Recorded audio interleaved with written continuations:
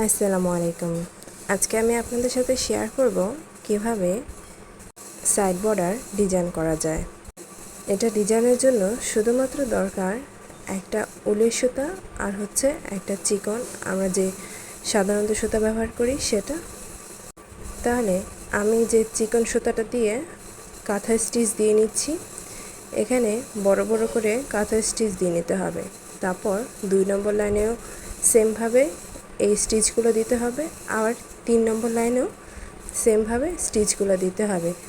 এখানে কিন্তু 1/2 ইঞ্চি পরিমাণ গ্যাপ দিয়ে স্টিচটা করতে হবে।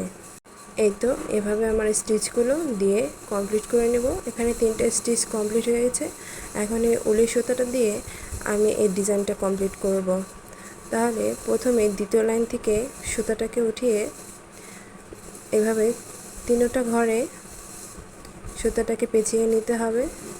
নিয়ে আবার ওপর থেকে ঘুরিয়ে মাঝখানের ঘরে আবার নিচের ঘরে যে এভাবে আমি ঘুরিয়ে পুরো লাইনটা কমপ্লিট করব। কয়েকটা ঘর দেওয়ার পরেই ভালোভাবে এটা আয়ত্ত করা যাবে। কিভাবে ঘরগুলো কমপ্লিট করা হয়েছে, দেখতে কিছুটা তালিবস্য আকারে হয়েছে, তাই এই ডিজাইনটার নাম হচ্ছে তালিবস্য ডিজাইন। অবশ্যই পেঁচানো ডিজাইনটা মোটা কোনো সুতা দিয়ে করলে অবশ্যই সুন্দর দেখাবে। এই তো আমার এই লাইনটা কমপ্লিট হয়ে গেছে। এখন শেষের কিছু লাইন বাকি রয়েছে, এগুলো আর কিছু ঘর করলেই আমার পুরো ডিজাইনটা কমপ্লিট হয়ে যাবে। এই তো এভাবে আমি কাজটা শেষ করেছি। এখানে আমার ফাইনাল লুকটা। এখন শুধু মাঝখানে একটা ডিজাইন করা বাকি রয়েছে।